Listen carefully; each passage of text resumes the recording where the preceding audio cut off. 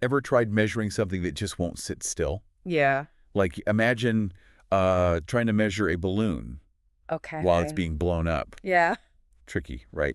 That's kind of what we're dealing with when we try to figure out Yeah. the expansion rate of the universe. Yeah, that's right. And guess what? Our measurements, Yeah. they don't quite line up. It's like finding a cosmic puzzle piece, Right. that doesn't quite fit. Exactly. And we call this the Hubble tension. Okay. It's this head scratcher of a problem where two very reliable ways of measuring the universe's expansion Yeah. give us two different answers. It's like we're getting two different readings Yes. on the universe's speedometer. Yeah. And the difference Yeah. is big enough to make astronomers like scratch their heads and go, wait a minute, does our cosmic blueprint need like a serious revision here? You got it. Okay. And this is where our new window to the universe comes in. Yeah. The amazing James Webb Space Telescope. The JWST. Everyone loves those gorgeous pictures. Yeah. But it's not just about pretty pictures, is it? Not at all. No. Think of JWST as having like X-ray vision Okay. for the cosmos. Okay. So, space is full of these dust clouds, right, that block our view. It's like trying to see Through like a fog? yes, exactly. Like you're trying to see through fog. Right. But JWST can see in infrared light, which cuts right through those dust clouds. Yeah. And it reveals a much clearer view of the early universe. So it's like getting a brand new pair of glasses. Yes. But for the entire cosmos. Exactly. I love it. And I hear there's a cosmic detective Yes. on the case using this incredible tool to crack this Hubble tension wide open. Yeah. Tell me more about astronomer Wendy Freedman Yes. and her team's work. So Wendy Freedman's team, they're taking a multi-pronged approach to this problem. They're using JWST to study 3 types of stars: Okay. Cepheid variables, red giant branch stars, Okay. and these newly discovered carbon stars. Got it. Each one of these acts like a cosmic measuring stick. Okay, so let's break this down for our listeners Yeah. because I'm already a little lost. Sure. How can we use stars that are millions of light years away Yeah. to tell us how fast the universe Yeah. is expanding? So it's all about understanding the relationship between a star's true brightness Okay. and how bright it appears to us. Okay. So imagine a lighthouse. You know how bright a lighthouse actually is, right? Right. So if it looks dimmer to you, Yeah. you know it's farther away. Yeah. Right, just like a 60-watt bulb. Exactly. Appears dimmer the further away it is. Exactly. Cepheid variables, which is our first type of measuring stick, Okay. these stars, they pulsate Okay. at a rate that's directly related to their true brightness. Okay. Okay, so by measuring how fast they pulsate, Mm-hmm. we can figure out their actual brightness, compare that to how bright they appear to us, Okay. and boom, we can calculate their distance. So that's one type of star. Yes. One cosmic measuring stick. That's right. What about the others? So red giant branch stars, Okay. or RGBs, these are even more reliable because their brightness is very stable. They're all at this specific stage in their lives Okay. where they shine with a very predictable luminosity. So they're like the high beams Exactly. of the star world. Yes. They cut through that. You could think of them like those high-powered spotlights Right. that are used in foggy conditions. Right. They cut through the haze more effectively. Okay, that makes sense. So that's 2. Yes. What's so special about these carbon stars? Now these are really cool. So carbon stars, specifically JGB stars, they have this unique property Okay. where their brightness is very sensitive to their chemical composition, specifically the amount of carbon that they contain. So each carbon star is like its own, it's like it has its own fingerprint Yes. based on its carbon. Exactly. And that fingerprint can help us pinpoint its distance. Yes.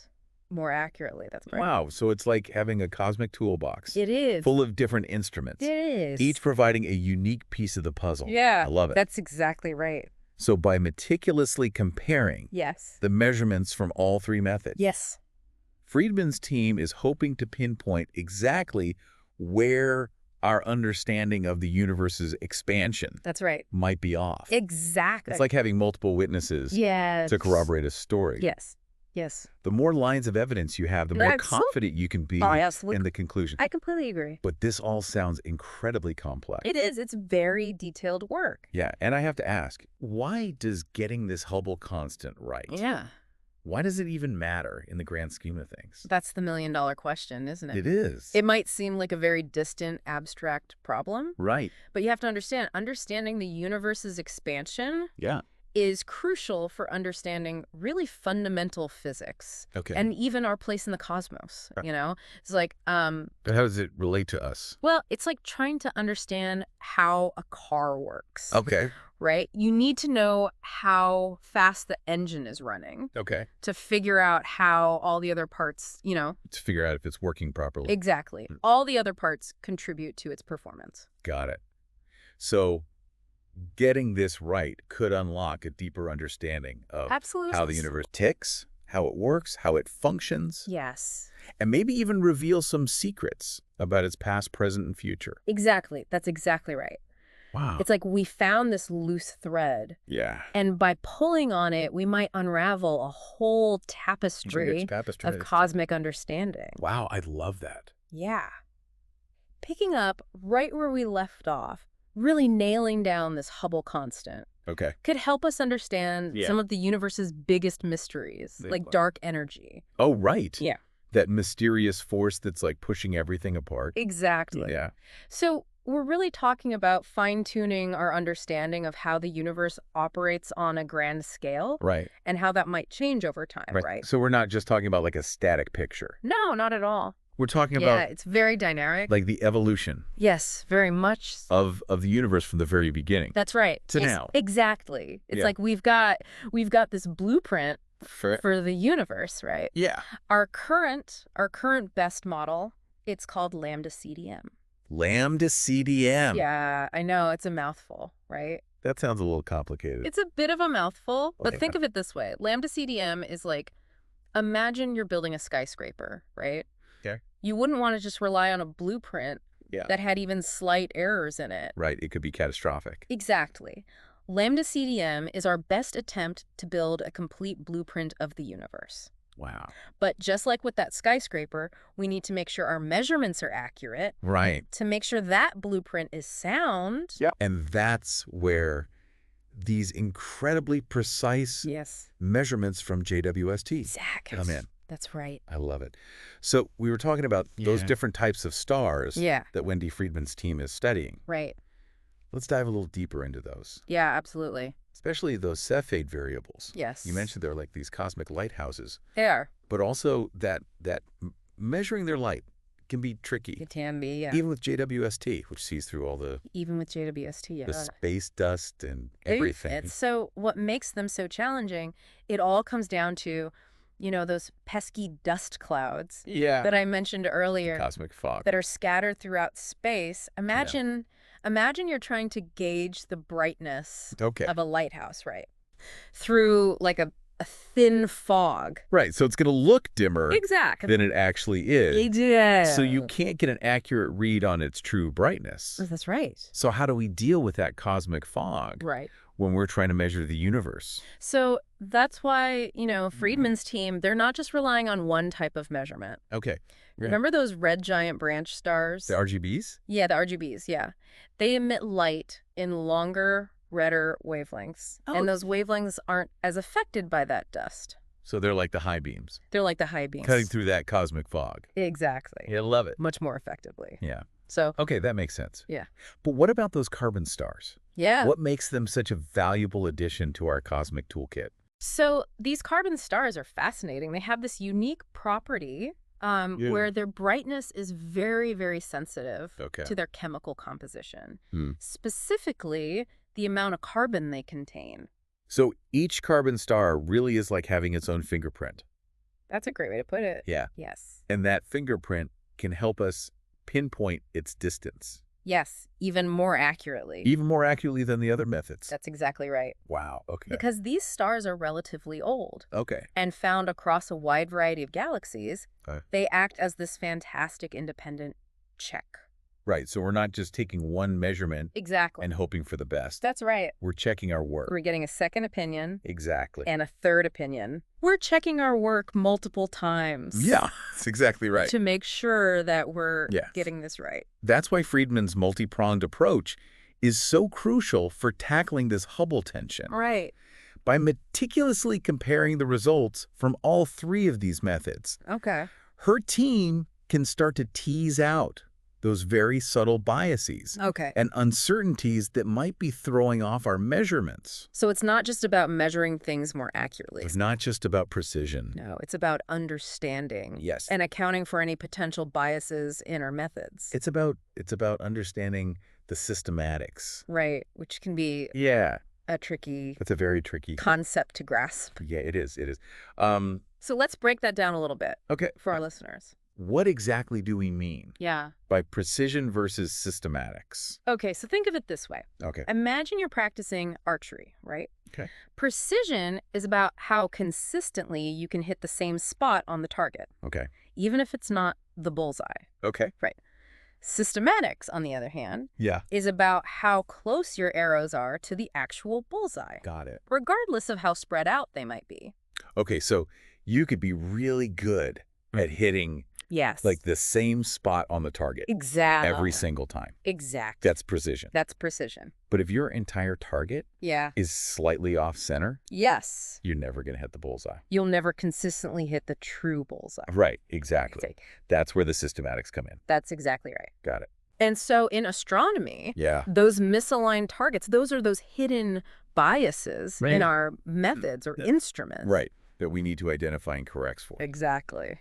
So Freedman's team is laser focused on making sure that their cosmic target that's a great way to put it. is perfectly aligned. Exactly. So that they can hit the bullseye that's right. of the true Hubble constant. That's right. It's a very delicate balancing act. Yeah. But by using these multiple measurement methods and painstakingly analyzing the data, they're really making incredible strides in unraveling this cosmic puzzle. This is mind-blowing stuff. It is? But I have to ask, why should the average person care about any of this? That's a great question. It's not like we're all launching into space anytime soon. Right. It might seem like a very distant, abstract problem. Right. But you have to understand, the rate of the universe's expansion is directly related to dark energy. Okay. That mysterious force that makes up about 70% of the universe's energy density. Right, that invisible force that's pushing everything apart. Exactly. At an accelerating rate. Yes. It's like some kind of cosmic anti-gravity. Anti-gravity. Exactly. And by accurately measuring the Hubble constant, we can get a much better handle on how dark energy behaves over these vast cosmic timescales.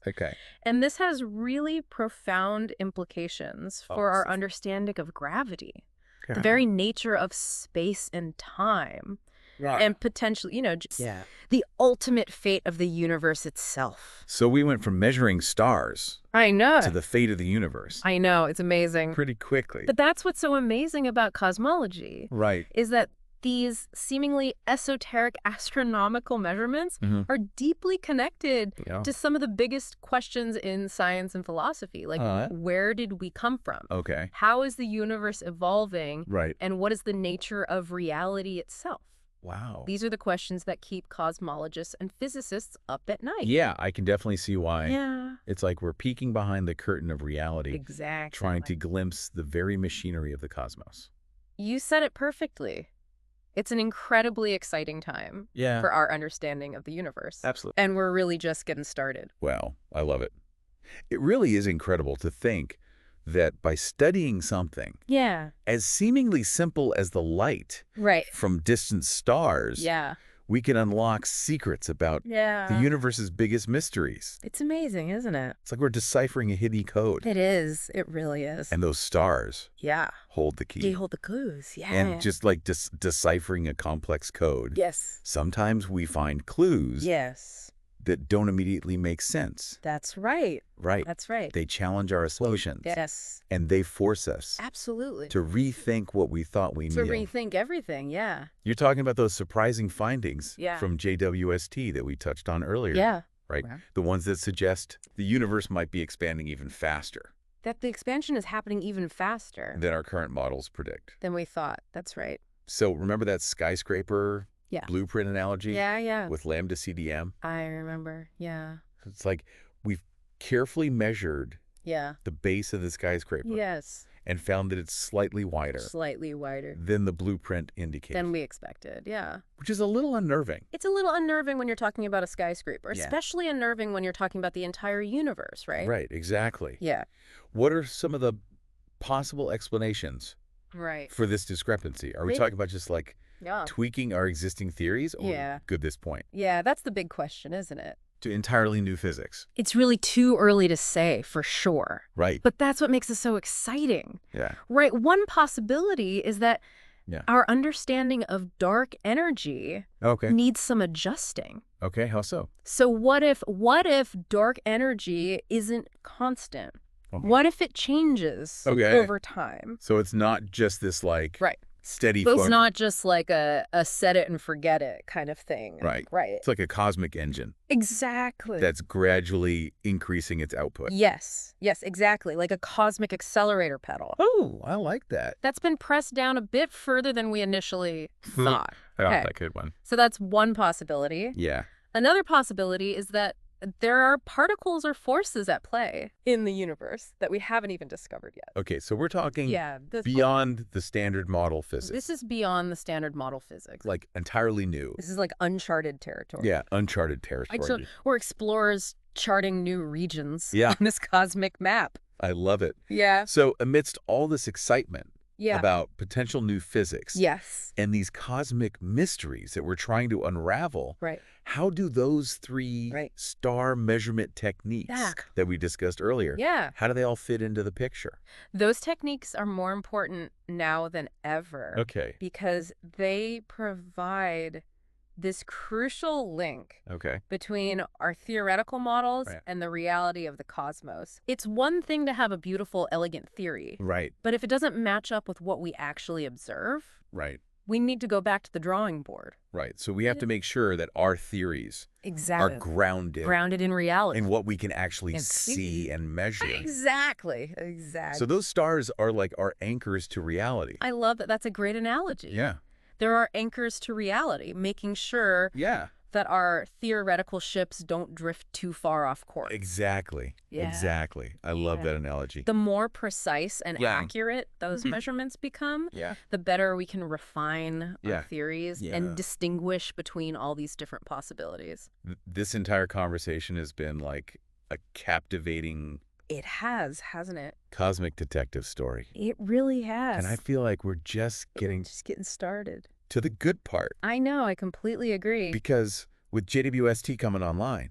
Right. It's like a new tool. A brand new toy. I know, a brand new set of eyes. To observe the universe with. Exactly. It's an exciting time to be studying the universe. It really is. Yeah. And who knows what incredible discoveries. Exactly. Who knows what's out there? Await us. Yeah. Just beyond the horizon. I can't wait to find out. For the deep dive, this is your host. Thank you. Signing off with a renewed sense of wonder. It's been my pleasure. About this vast and mysterious universe we call home.